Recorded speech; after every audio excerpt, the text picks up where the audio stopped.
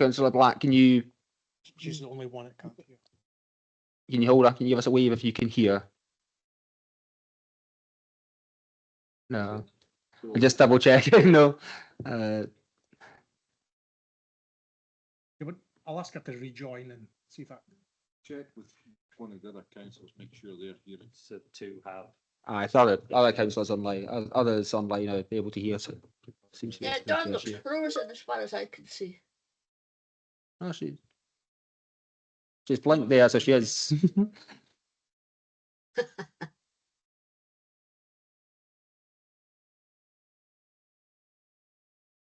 Right, shall we move on with the meeting, and I'll if we can contact Councillor Black directly to sort of IT issues. But just before we move on to the substantive agenda, today is Maggie's last board meeting, and I want to take this opportunity to thank Maggie on behalf of myself, the board, and Nestrans staff for her dedication and a massive contribution to the work of Nestrans and our partners over a number of years. Maggie, or Dr. Margaret Bokel, to give her a full title, was one of the founding officers of Nestrans when it was first created as a voluntary partnership at the turn of the century. She then became a professional advisor to the board when Nestrans was formally constituted as a statutory regional partnership in 2006, and helped us play a key role in securing transport investment in the North East, which I will cover. Sure, it's a long list, so I'll come to that in a second. When Maggie left her role as Head of Planning and Sustainable Development at Aberdeen City Council to move to private practice, the lure of strategic transport was just too great, and Maggie became a non-councillor board member in December 2016, and since June 2017 she's been one of our vice chairs. I suspect she's had a longer service and attended more Nestrans board meetings than anyone else in this. Councillor Yu was suggesting he might be offer some competition in that, but Maggie and all of our Nestrans guys has been involved in and guided the preparation of the original regional transport strategy in 2008, subsequent refresh in 2013, and the current strategy that runs through to 2040 that was published in 2021. In our time on the board, we've seen several major transport projects being delivered, such as Aberdeen Western Peripheral Route, the dualling of the A96 between Balmeedy and Tipperty, new rail stations at Lawrence Kirk and Kintore, the Inver-Ramsey Bridge upgrade, the A96 Craigden Park and Ride, the Hardigan Junction improvement, the Third Dawn Crossing, and the new South Harbour and Aberdeen International Airport improvements. Also in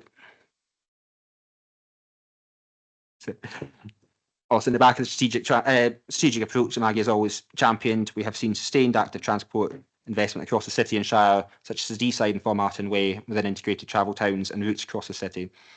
Never one to miss out on the bus side of the transport conundrum, Maggie supported investment to upgrade Peterhead and Fraser bus stations and extend Ellen Park and Ride for regional transport, wide real-time passenger information provision, and the Grasshopper integrated ticketing introduction, which was one of many times our region has led Scotland. As a planner to trade, Maggie always knew that you need to change behaviours to get the most out of infrastructure. So her role in the creation of the Get About partnership and the brand, plus creation of the first and so far only health transport action plan in Scotland, also deserve recognition. Of the positive work that Maggie has supported as a board member continues development proposals for Aberdeen Rapid Transit and funding for active travel change to the People in Place programme. That's quite a list of transport projects and initiatives, and I know you support and influence them, has been invaluable. Maggie, I know your officer colleagues across the city and the Shire.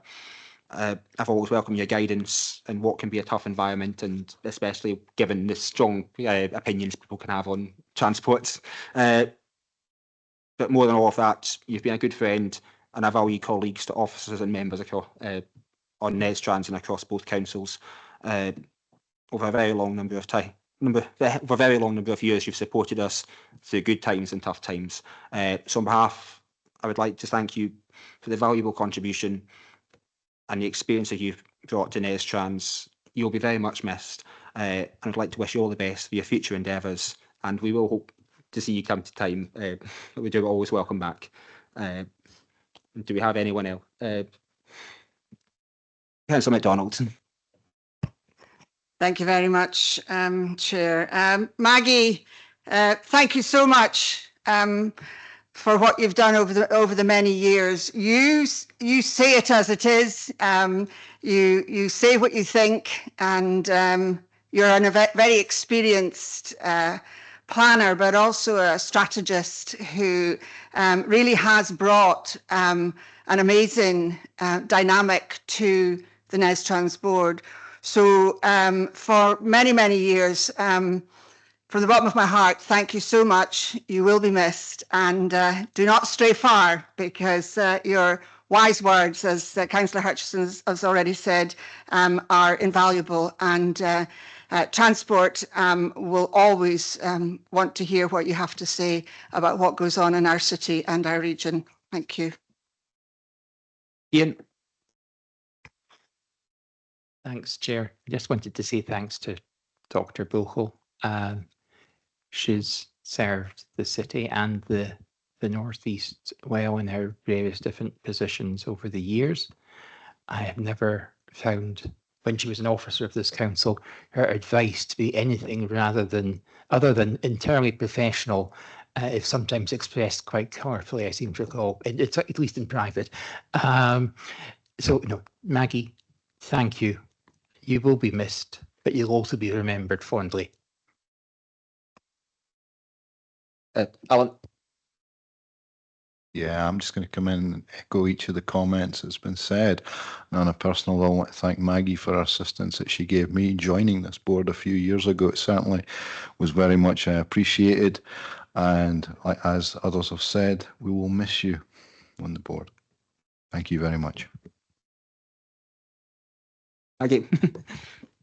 Yeah, thank you all very much. You make me seem like I'm very old and giving me way more credit than I deserve. But one of the big attractions for me as a strategic planner with a strategic planning background is the strategic approach that Nestrans has always taken, both geographically across the city and shire and functionally across planning, economic development and transport. And that started in the very early days when it was a voluntary transport partnership, and continued and has continued despite changes in that kind of regional planning environment. We've seen the Strategic Development Plan Authority come and go. We saw Nesda come and go, but we've still got Nestrans, and Nestrans is still taking that very joined up approach. And that was a big attraction for me of coming back to the board. And one thing that really sets Nestrans apart from a lot of other committees and boards that I've been involved in, and they have been very numerous too, is the fact that everyone involved is very much in it to deliver the best possible outcomes for the North East of Scotland as a whole. And I think that's kind of evidenced by the fact that in my recollection, I can only remember there being one vote, and I don't know whether Ian can remember what that was about. I think it was in the days of Councillor Clark, so a very long time ago, possibly something to do with the airport. I don't know if it was dice. Anyway, one vote does suggest a very good consensual approach, and the fact that I think Nestrans and the North East of Scotland has punched well above its weight in transport terms, and that's down to the fact that the board works so effectively along with officers.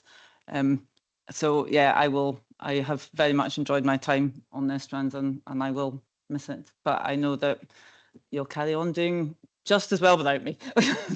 As my partner would say, you can take the can of beans off the top of the pile and it's not going to fall down. So, and I'm not even at the top of the pile in this case. Or maybe you will miss me then. Maybe I'll be the can coming out the middle. Anyway, I know that you'll carry on, and I'll keep a careful eye on progress with implementing the regional transport strategy till 2040 and well beyond into the next one. So thank you very much.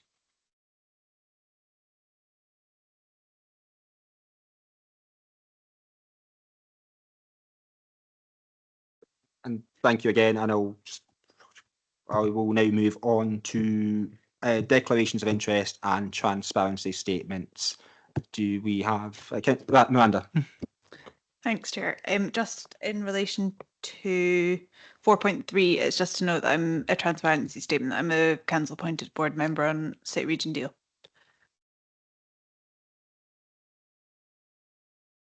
Thank you very much. I'm not seeing any other hands, so I'll move on to item 1.2. Ian. Same thing. And that will get noted. I will now move on to 1.2, minute of the last board meeting from 25th of June. Do we have any questions on that? Are we happy to agree?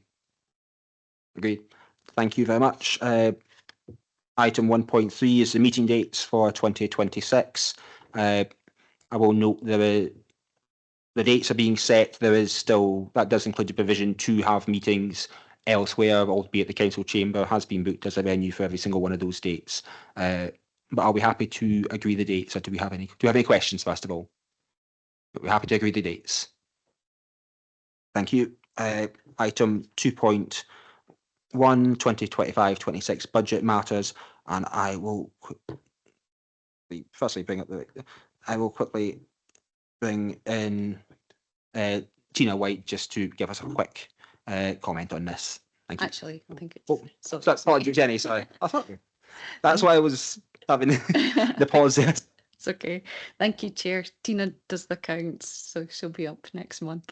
Good afternoon, everyone. This is the usual budget report to provide the board with an update on the monitoring for the current financial year.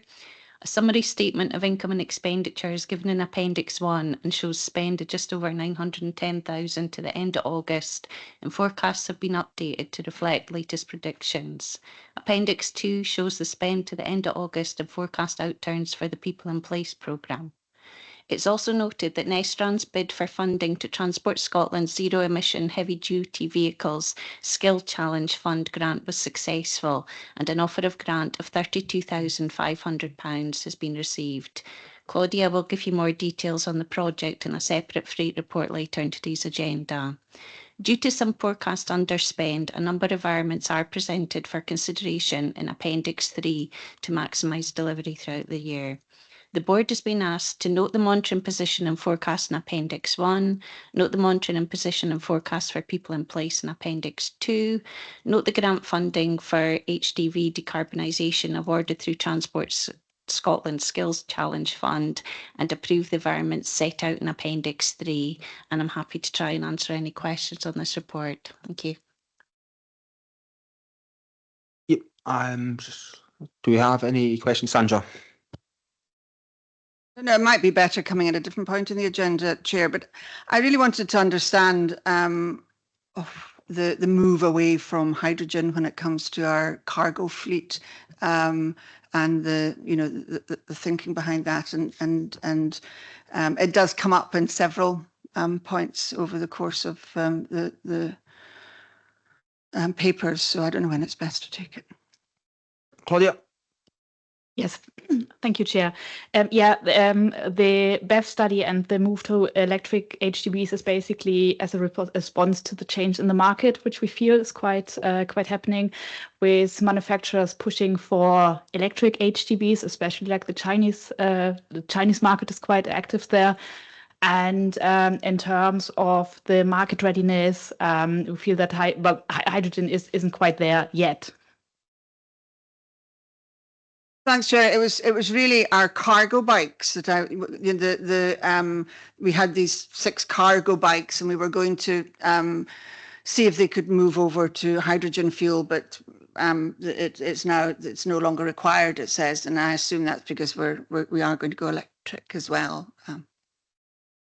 Nestrans budget was merely, I think the hydrogen bikes had been bought through a European project and they couldn't be refueled because there was an issue with the nozzles. So Nestrans budget was purely to fit the nozzles for refueling them via hydrogen. But we have heard through this project that the bikes are being replaced with electric bikes. So that's why Nestrans budget is no longer required. I don't know the reason, the story behind why they've been replaced with electric bikes, but obviously the refueling isn't required now, so that's why that's proposed for environment.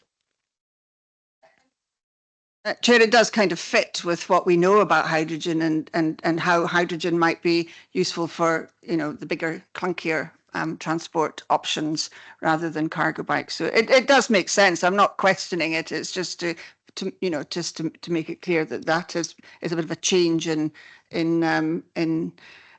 direction. Yeah, Chair, if I can just probably add to that, and I don't think I need to declare an interest, but I am a director of the Hydrogen Hub on behalf of the City Council. But I would say absolutely, like I think as the market matures, there are niches developing, and there's also technology improving. So the sectors that certainly we see as growing for hydrogen are particularly agriculture, some construction, some of as you said, Councillor MacDonald, some of the more difficult to electrify, so waste lorries, areas like that. And then also there's been interest in rail, ferries, etc. So I think as time goes on, this picture is going to mature. We will get a better sort of sense of what is suitable for what. But I think the big advantage that we've certainly seen from a council perspective is the ability to dual fuel with hydrogen, so we can effectively burn it in diesel engines. That means that there's a real opportunity as part of the transition to use hydrogen as a way of transitioning faster without the significant investment of having to replace a vehicle with a new one. Thank you, that's helpful. Thank you. I'm not seeing any other hands. Are we happy to agree the recommendations for the support? Agreed. Thank you very much. Item 2.2, procurement use of frameworks. Is this Tina or Jenny that's going to take? There you go. On you go. Sorry, it's me again. Thank you, Chair. This report gives a further update on the Scotland Excel framework and notes that the retendering exercise was paused due to the number of queries that were submitted around certain conditions. We are awaiting a further update, but it's evident that it will now be longer until a new framework is in place. At the last meeting, the board agreed to usage of the Scape Scotland framework, and the regulated access agreement for this has now been completed. Officers have also continued to investigate what other framework contracts might be available for use, and Crown Commercial Services have confirmed that Nestrans would be eligible to use their construction professional services framework. As with Scape, this supports standard call-off model form contracts, including NEC, and there's no joining fee or obligation to procure from the framework once registered. So the board is recommended to note the further update on the Scotland Excel framework and the registration for use of the Scape Scotland framework, and to approve Nestrans also making use of the Crown Commercial Services Construction Professional Services framework should it be required, provided that this expenditure is incurred and approved in accordance with adopted financial regulations and in consultation with commercial and procurement services. Thank you. Thank you. And I'm not seeing. Oh, Councillor Turner, is that Alan? Sorry. Couple of questions. One, is it operationally having an impact on us, or is it there's a time period saying that in the future it would have an impact if this is not resolved? And second would be, how would you put it? What steps would we take, obviously, to make sure there isn't an impact on us? I mean, I guess you're doing that by looking at alternative frameworks, but I'm just curious on timescales. There's not been a big piece of work that we've put out to contract, other than just by ourselves as small tenders where we've not had to use a framework. It's just, I think there were a lot of consultants that were part of the Scotland Excel lots that we used, and it's just widening out the range that we've been looking at other options. So if this is agreed, we would have it available from use. The registration for Scape was very short, but that they have particular requirements that it has to be direct award without running a mini competition. So the second one with Crown Commercial does give us a bit more scope to be able to put out a mini competition to a lot of wider range of consultants if required. So if I'm hearing you right, operationally that allows, basically we can continue. It's not going to stop us. Yeah. Okay.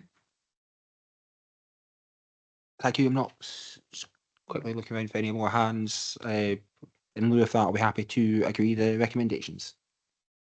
And we'll now move on to 3.1, the strategic transport update, which in lieu of the director, who we're looking forward to returning soon, is previously the director's report. I'll just take a quick moment just to thank the officers from across both Aberdeen and Aberdeenshire councils just for the support they've offered Nestrans, and I'll just ask if you've got any questions on that. David, do you want to offer a quick comment? Just to reassure the board that officers from both Aberdeenshire and Aberdeen City work, as we always do, very closely with the officers in Nestrans, and we offer them full support in terms of any questions that they have and any support that they need. Yep, thank you. Sandra, and then Thank you, Chair. I was just going to ask on the non-councillor board member recruitment. It was just to ask if we had contacted those that we had interviewed as part of the director's position. Then there might have been individuals who, at that time, we thought would be suitable to be candidates for the board, and just to ask whether they have been contacted.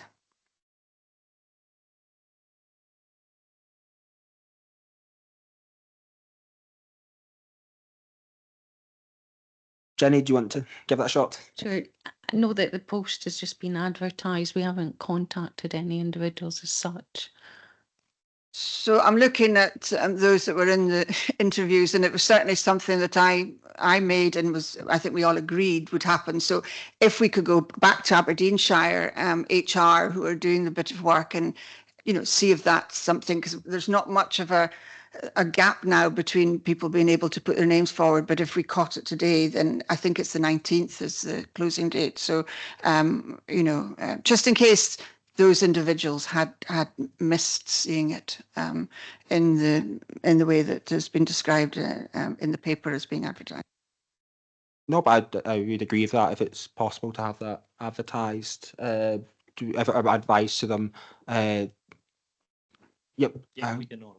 Yep, thank you very much for that. Do we have any other? So I apologize, I've got two questions online. So Isabel, I'll go to now. Hi, thanks very much. Yeah, it was just in the strategic transport update. There's a comment on Inch railway station, and that it hasn't been selected for any accessibility improvement works. But I know, that I think the year might be wrong actually in this. Is it the May 24? I think it was May 25 that the funding for Inverurie was announced, and I'm not sure then when there was a site visit to Inch whether that was 24 or 25. However, it doesn't really matter very much. But I just wondered if it's something that Nestrans could get involved with in delivering, if it's not possible, because through this scheme, because my understanding is that it'll be many years before there's another opportunity through this scheme, the UK government scheme. So is that something that Nestrans could address instead?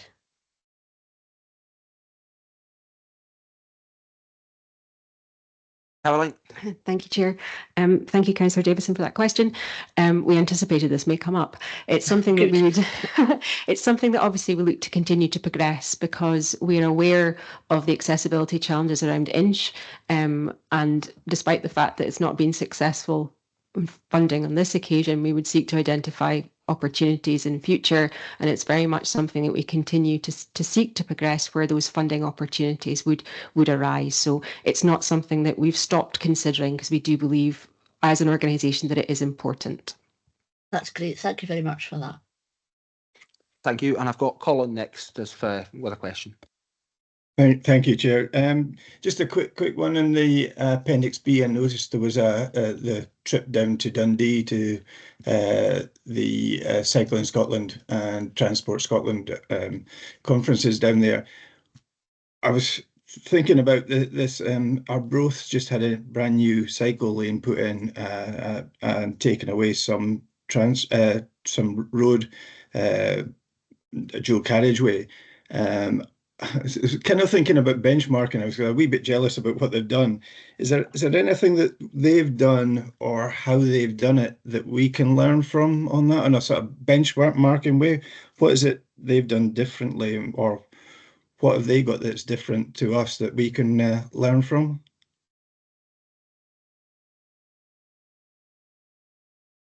Caroline, do you want it in the first instance? Thank you, Chair. Thank you, Colin, for the question. It's always wonderful to have an opportunity to see infrastructure that other local authorities have sought to implement. It's always inspiring, and we know that officers from both local authorities attended the RTP meeting in Dundee on the Tuesday, and Nestrans officers were at the conference on Wednesday, Cycling Scotland. I think I may defer back to David Dunn on this question, because ultimately it is a point of discussion between Nestrans in terms of our capital budget and how we then seek to spend that with our local authority partners, and also looking for opportunities around about ATIF perhaps in the future. And anything obviously that is done would be in alignment with that aspiration around Ratton and also in alignment with RTS. But David, perhaps you can provide some city context. Thanks, Chair. Thanks, Caroline. I think it's a really valid point, Colin. I think ultimately where we have implemented, I'm going to say new cycle infrastructure, or where we're looking to do it, I think of Ashgrove Connects. There is a combination, particularly in the city, probably more so, of taking road space in some instances, taking road edge in other instances. I think it does depend on a case by case basis. I think the work that's going on through ART, Aberdeen Rapid Transit, and the active travel side of that is definitely a blend.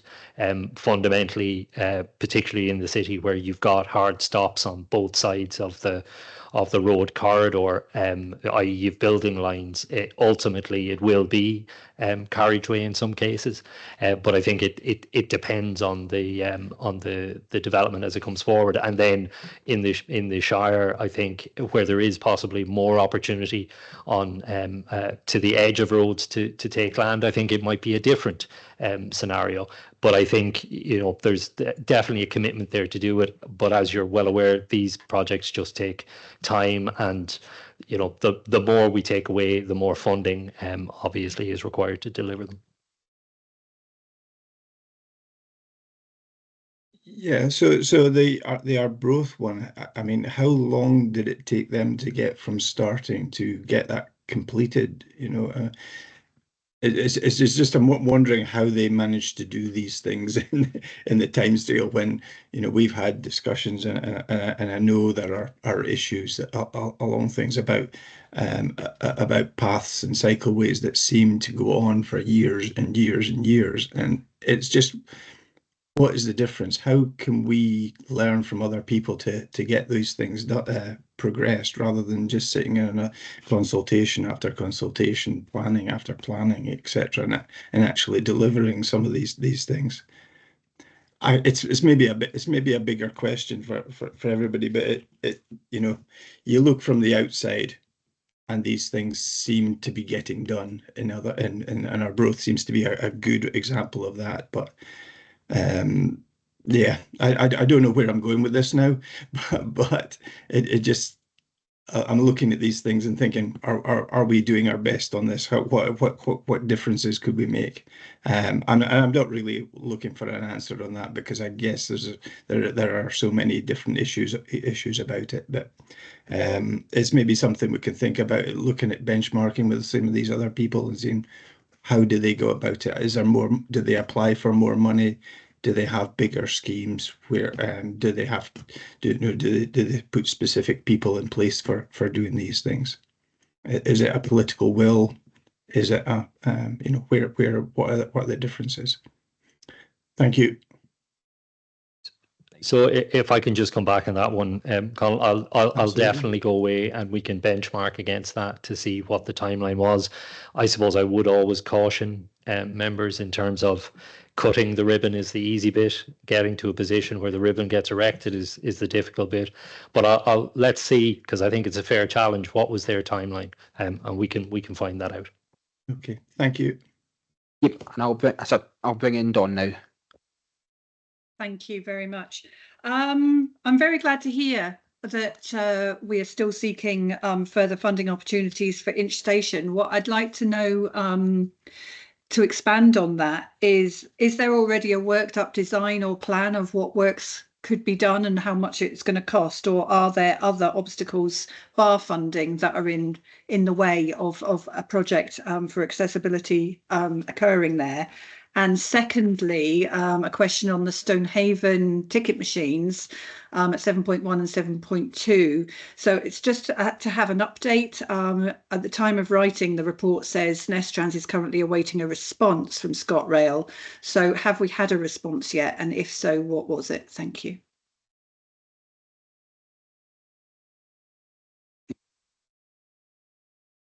Caroline, is it? Thank you, Chair. I can take the question on Inch and then I'll hand over to my colleague Claudia to answer the ticketing machine question, Councillor Black, if that's okay, because she's been more directly involved.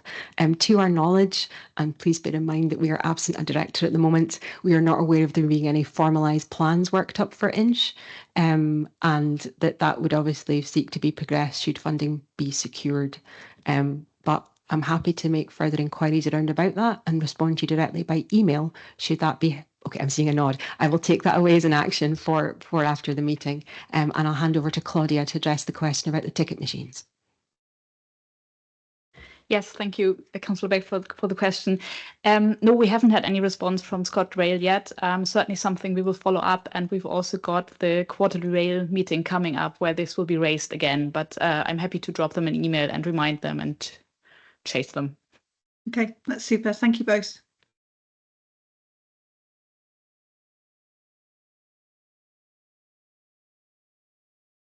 Jenny.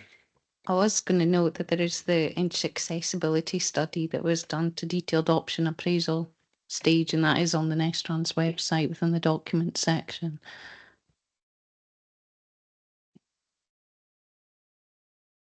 Thank you very much for that. I'm hearing a beep. I'm not seeing any of the hands, but I did just hear a beep. Is that? Nope, that's grand. Are we happy to agree the recommendations of noting various matters? Agreed. Thank you very much. We'll now move on to item 3.2, the draft annual report for 2024-25.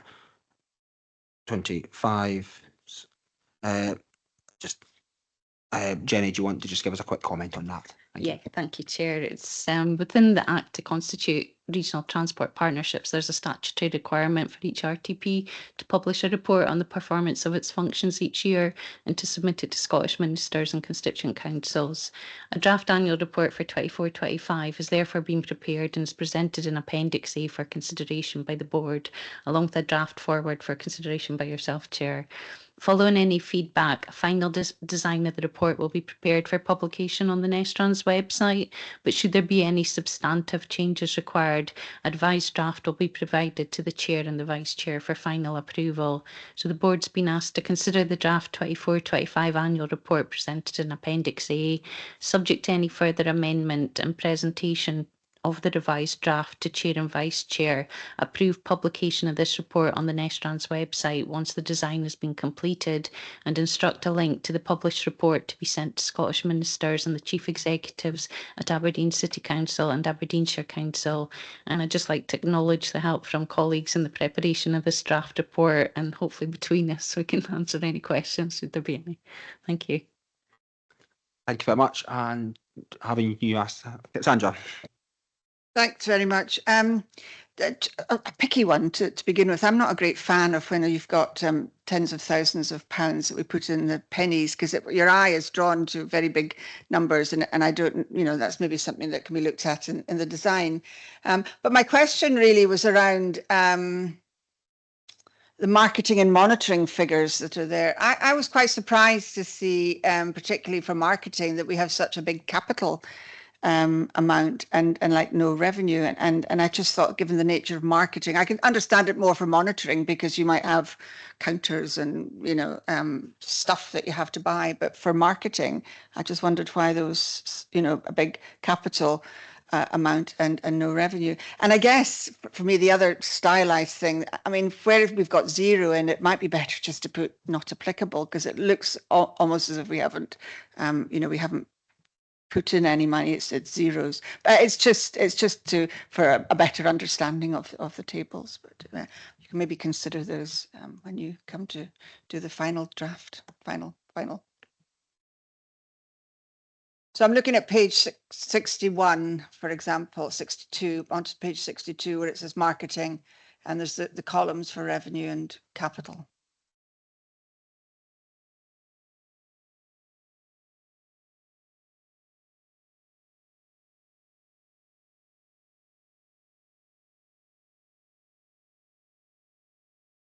So you just a quick second, I think, just while we check and just decide who the relevant, the best person to answer that is.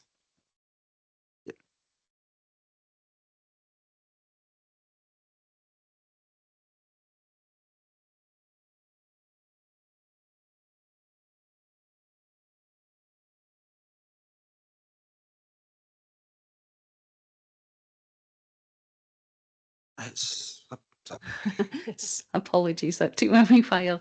Within the marketing budget, we put the preparation of the regional cycle infrastructure mapping that's been produced for going on the website. So it's maybe a little stretch of the.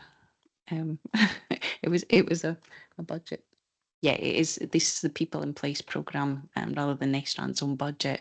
But yeah, we got permission from Transport Scotland to move some of the underspends that we had for alternative projects, and maybe just for easy use we kept the headings that we'd had. So maybe marketing's not the best description, but it was the regional mapping for the website that was developed using that budget. That was what the 15,000 was for.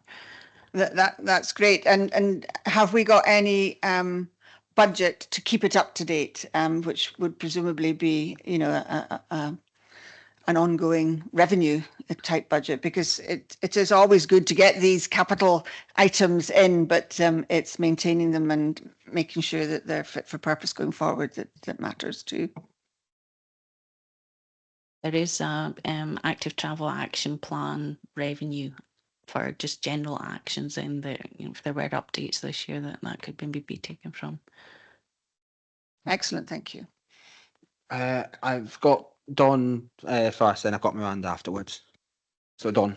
Yeah, okay, thank you very much. And I would have to say I would agree with Sandra's request on not having the pence on those columns of figures there. It would be much better if the figures were rounded. To my actual questions, it's more of updates. When I'm reading this report, obviously it's now, we're kind of 6 months on, so my mind is always going, well, where are we now? Where are we now? So in general, I'm content with the content of the report, but I would really like to know an update on, and I couldn't find anywhere else appropriate within the papers to ask these questions, so forgive me. The Lawrence Kirk Junction, Oty Hill Bridge, it was out to consultation and the period ended at the end of January, but we're now at September. Where is that going now? Do we have any update on the next stage, so procurement or anything like that, please? And on page 54, the improving accessibility in rural areas. The only thing in the report speaks about the Cairngorms National Park and Deeside. So I'm thinking, you know, what are we doing elsewhere? You know, we are a large area. So, you know, what about other areas, the small villages with little or no connectivity with public transport, etc. And so the potential of circular routes for small local buses, all those kinds of things. So those are the kinds of things that I'm looking for answers to, please. In terms of the annual report, as you say, it does just cover the period up to 31st of March 2025. And it's written, although it's written on what Nestrans has delivered, although if there are partner projects that we know about that help assist with the delivery of the RTS, we do try and include them ourselves, even though it's not been us that's delivered them, but we don't tend to mention, say, perhaps what the councils have been doing for rural accessibility and that within our annual report. As an update, I think we're asking about the Lawrence Kirk Junction. Sorry, my colleague. I'll pass it to Caroline. Thank you. At the time of preparation of the board reports, this hadn't gone public. I think we understand before City Region deal. So had our colleague Martin Hall from Aberdeenshire Council been able to attend today. He would have been able to provide an update. It was an officer-led decision to not include that information because we weren't sure about it being out in the public domain and basically us being responsible for it. So again, Councillor Black, very happy to provide an update by email at the close of this meeting in answer to that question. And forgive me, can you remind me of the second part of your question? It was about improving accessibility in rural areas. So I understand what your colleague has just said about, not providing updates on what other partners are perhaps doing. But, I'm a bit disappointed in that case of why Nestrans isn't trying to do something on rural accessibility for small villages, etc.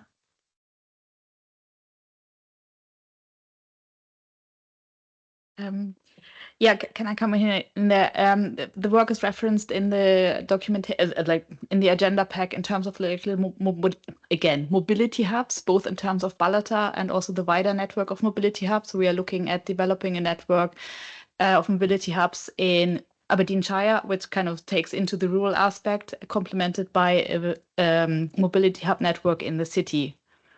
I think this is one of the projects Nestrans is taking forward as part of the city region deal. And the other project I would highlight in this respect is one of the recently approved projects for the city region deal, which is the work around Lawrencecock and Mearns, to see about non-car based connectivity. Thank you. Thank you for that. I'll take in Miranda now for her question. It wasn't so much a question. I agree with what's been said by Sandra around the pence. It was more a comment. It's not a super digestible document. Are we doing anything to make it more accessible and potentially, celebrate the success of Nestrans, put out some comms about it, etc.? Nestrans have achieved quite a lot over the past year. Through you, Chair. Thank you for that question, Councillor Radley. Had our director been here today, I'm quite confident he would have talked about his aspirations to reformat the annual report. He enjoys sending us the annual reports of other RTPs in Scotland, and that is something that we're all quite familiar with. So as a team, I think we have an aspiration to try and do that thing of shouting about what Nestrans do, and it's definitely an ongoing and active conversation, particularly around data and metrics and how we really demonstrate the value that Nestrans is adding to the region. So it is on our list, and I expect on Paul's return we will look to progress that. Fab. So can we have the commitment to progress it for this year as well? Get it into a state where, a page or something that's super accessible, see what exactly Nestrans can do, and we can maybe form a comms plan. Sorry, I'm now looking at David. David, do you want to come in just in that? Yes, just I suppose I'd like to point out on behalf of officers that this is obviously a draft, and I think absolutely I take your point, and I know Mr. Finch has got significant ambitions in terms of trying to turn this into a much more digestible document. But obviously, in the first instance, we need to get the content correct. And hearing, insightful comments like the removal of pennies, we will do that and tighten it up and look to make it more digestible. So appreciate the comments. And a comms plan, yes. Sandra? Yeah, maybe I'm going to stretch this a bit further, though, because sometimes I think we also need to say what we haven't done in an annual report. And I know it's good to celebrate what we have done, but, Inch is such a good example of that. It's been brought up by colleagues already. And, it's where I highlighted Inch in this report because, like others, I feel very strongly that we have championed that for blooming decades. And, we need to be saying that we are still doing that, even though we haven't been successful in getting the funding for it. So it's how to get that balance between, saying what it is we've done, but also what we have tried to do, but maybe haven't quite got over the line yet as well. Yeah, I appreciate that, Councillor MacDonald. I think it's a valid point which we can certainly take away. I think Nestrans, like all RTPs, is in that strange position that ultimately it is reliant on others to deliver, whether that be the local authorities, Network Rail, etc. So its role in many respects is that enabler and sort of identifying those key projects. So I think Inch is a really good example of where, you know, Nestrans can continue to lobby, can continue to work, and can perhaps look to take a more active role in trying to deliver that. But ultimately, it will be reliant on those partners to facilitate that. But absolutely, we can take that away. Alan, do you have a question? A couple of comments. One was if we're going to send out updates after the meeting here, please send it to all board members, etc. That way everybody's got the information. Second one, I would say definitely on the comms. I'm probably one of the ones that probably pushes the most to try and actually sell things that we've done well, and to obviously simplify it enough that everybody can actually understand it. I'm so used to sadly having to deal with the reactive type approach. I'd rather be proactive and get something out. So yes, definitely on that. And I think it's something in terms of marketing you could actually start now, because a lot of the information is actually in the draft report as to the things that we can actually put as positives. That's just to make just comments. There's not specific questions. Once we've got a final report, yes, I'm happy to look at it. Thank you for that. Just as a comment, just from what's being said and with the changes being suggested, is there a timeline that we have to have this finalised by? I think the wording of the Act is as soon as practically possible after the end of the financial year. So we have stretched it a bit. Thank you for that. So we've got, just to sum up, we've got, I think there's broad agreement on Sandra's initial suggestions of taking out pennies and replacing zeros, and I think generally there's an appetite for maybe a bit just if we can look to make it a little bit more digestible with a little bit more both celebration of what's been achieved and a look ahead to what more we need to do. And I think which I think that's been noted, and we can have that come circulated around circulated around board members when that's available. With that having been noted, are we broadly happy with with those things to be added on? Was we broadly happy with the contents of the report as is, as a draft, as noting previous? Grand. Thank you very much for that, and I'll take that as agreed, subject to what's been stated. And we'll move on to item 4.1, People in Place Programme 2024-25 Evaluation Report. And yep, Caroline, do you want to say a couple of quick words? I can cover both 4.1 and 4.2 quite quickly, Chair, if that would be helpful. Yep, if you want to just take it, if members have to take us through both at the same time, if you want to just give us a couple of quick comments, and I think there's an event in October if you want to touch on, highlight that to members as well. Thank you, Chair. Yeah, so item 4.1 covers the submission of the People in Place Evaluation Report for 24-25. We are advised that the Cabinet Secretary is very pleased with the way the People in Place programme has run, and we've received quite a lot of positive feedback from Transport Scotland on this. A finalised evaluation report that incorporates all 7 RTPs is intended to be published by Transport Scotland in October. Once this is available, of course, you will share this with the board.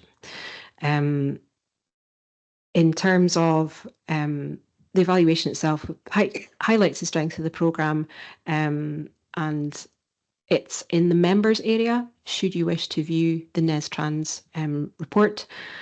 In terms of item 4.2, this covers the Q1 update for 25-26, and as Chair mentioned, there is note of an event that is planned for October 2025, which I believe our Active Travel Development Officer will have shared a save the date with board colleagues, and the plans for that to happen in Ellen and be an opportunity for delivery partners across our programme to meet and showcase the projects that they are presently involved with. Thank you, Chair. Would you like me to run through the recommendations, or are you happy that they'll have been read? I'm happy to take the recommendations as read, and they are just noting. But do we have any questions on either 4.1 or 4.2. Not seeing anyone on the screen. Are we happy to note the recommendations from both reports? Agreed. Thank you very much. Move on to 4.3 Aberdeen City Region Deal Update. I was hoping to take that as read and just ask if you have any questions. Or Claudia, so do you want to give a couple comments? Yes, just to verbally update on the outcome of the joint committee, which met on last Friday, the 12th of September. The respective report has been approved, and so the 4 project proposals, which have been outlined in the report, have been approved as well. Thank you very much for that. Kirsty, do you want to add as well? Yes, thank you. I think it's just also worth noting that the Aberdeen Rapid Transit strategic business case was also reported to the joint committee on Friday and was also approved. I particularly welcome an Aberdeen Rapid Transit, actually, just for my personal opinion, at least. Do we have Sandra? I just want to understand the decision-making timeline, which I'm not on the City Region Deal. I'm not an Aberdeenshire Council. Can I just understand the decision about the external transportation links? Was that a Aberdeenshire decision or a DRD decision?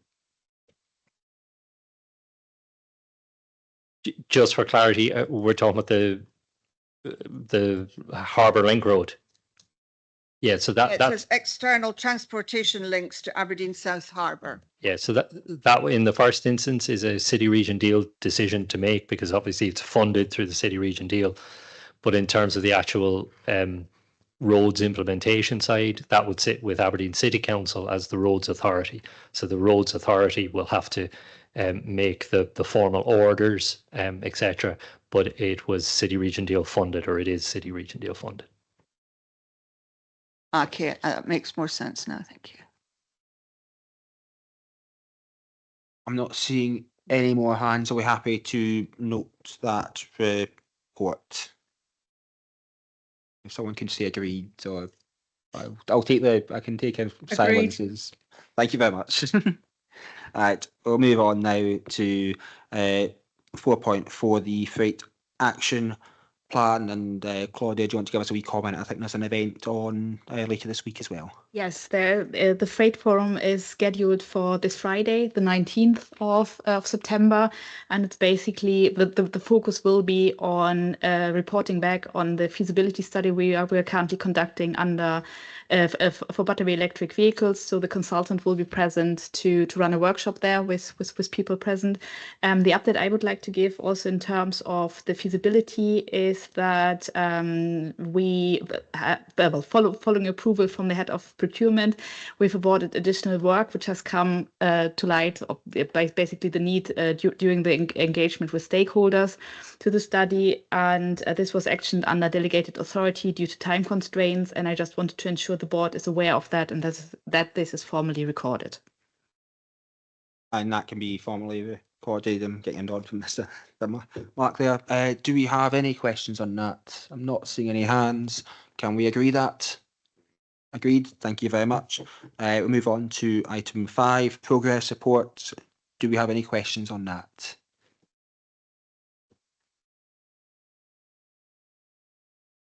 Yes. I'll take in Dawn just now, and then I'll go to Sandra. Okay, thanks very much. Just a quick question on the 20-mile-per-hour rollout featured on page 144.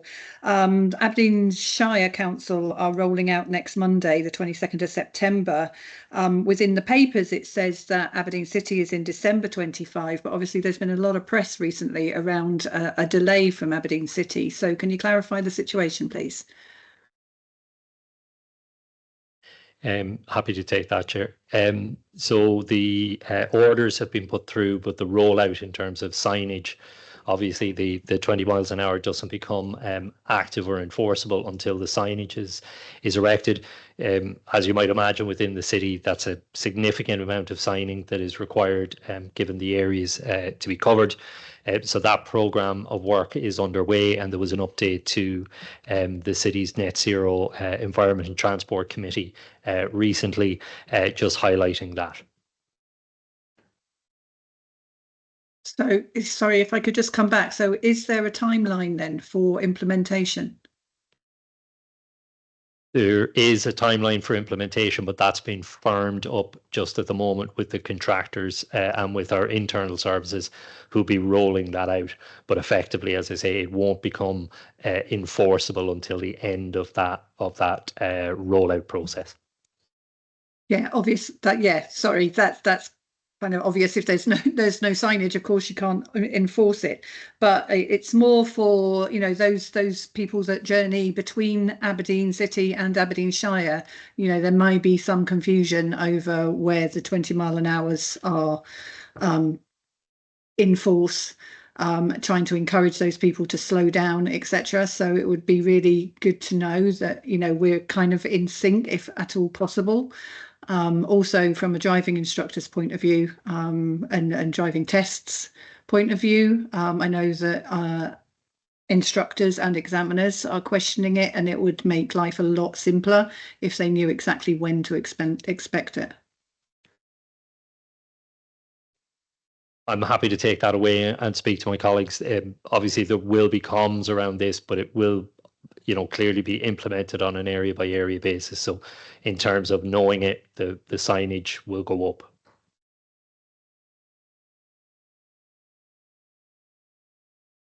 I'll take in Sandra, and then I've got Colin next. Sandra. Thank you very much. My first one was on page 116 about, really, I suppose it flags back to what Colin was saying earlier about the A92 marker north. It was just to understand a bit better why, this has just been moving to the right all the time, and just, how come we've got there and it's still not complete, or it's stalled. Well, it's red, actually. Caroline, do you want to? Thank you, Councillor MacDonald. We have regular updates with the roads team at Aberdeen City Council, and what we've been advised that this is simply a resource allocation issue, and that the Shield Hill junction has been prioritised for delivery. However, we are advised that the Merkur work is progressing, but it comes down to capacity, I understand, within the team. Okay, thank you. My second question was on page 123 on the bike scheme, and just to see if there was any update on that. So the tender period has closed, Councillor MacDonald, and we have had a number of responses. So officers are working our way through that. I would say quite positive so far. Interviews as such have been held with some of the possible suppliers, and we hope to report that to a forthcoming Aberdeen City meeting. I'm not sure exactly which one just at this moment, but I know both the companies that we've interviewed are all very eager to get started. So as I say, I think it's a positive picture, and watch this space. Thank you very much for that. And my last one, Chair, was about the East Coast Main Line and the campaign, which probably is older than me, to go and get electrified. Not quite, Councillor Yule is saying, but it certainly has been going on for decades. And I get why we've got it here, and the £3,000 is what it is. But who, how and who in Aberdeen is going to keep that championing of getting electrification, not just for ourselves in terms of better service, but for decarbonisation in the future. And I suppose, is it going to be Nestrans that is going to really lead from an Aberdeen perspective, Aberdeen and Aberdeenshire as well, I have to say? Through you, Chair. So I can probably just come in a little bit on that, Councillor MacDonald. Yes, I I think we all feel the frustration that you're expressing.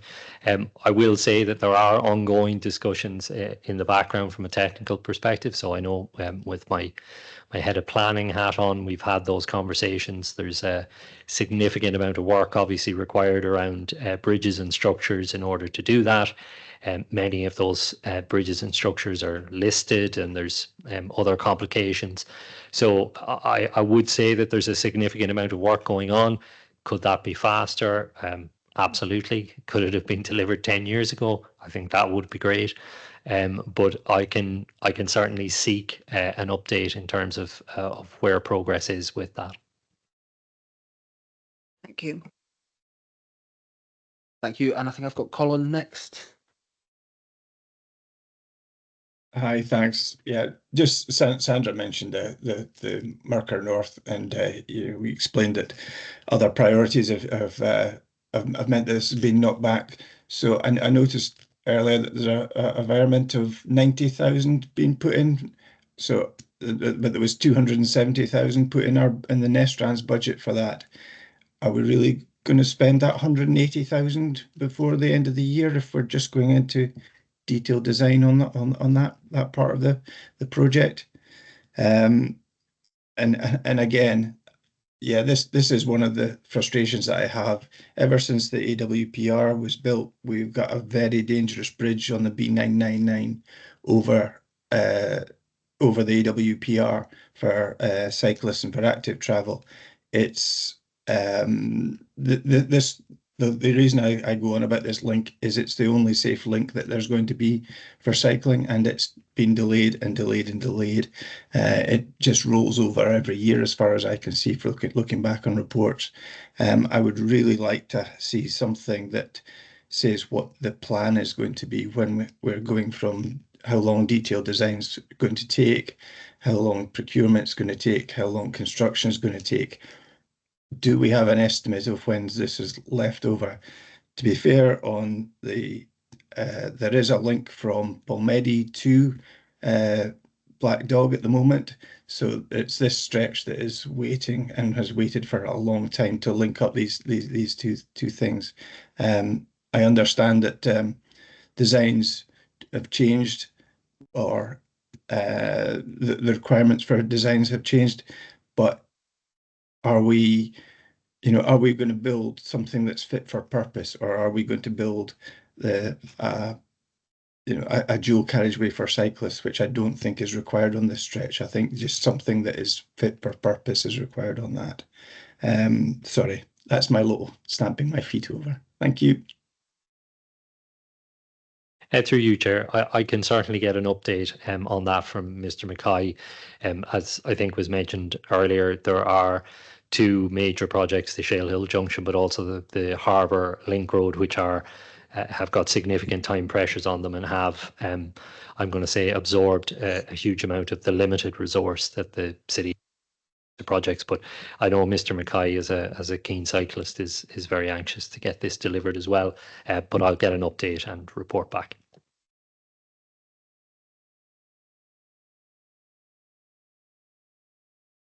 Thank you for that. I'm not seeing any other hands in the chamber or online. Are we happy to agree the progress report and move on to happy to agree that? Yep. And we'll move on to publications and consultations. And again, I'll just go straight to questions if anyone has any. And I'm not seeing any hands going up online or in the chamber. Are we happy to agree that? Agreed. In that case, thank you very much for your time. A final big thank you very much, and goodbye to Maggie. And on that note, we'll end the meeting. Thank you.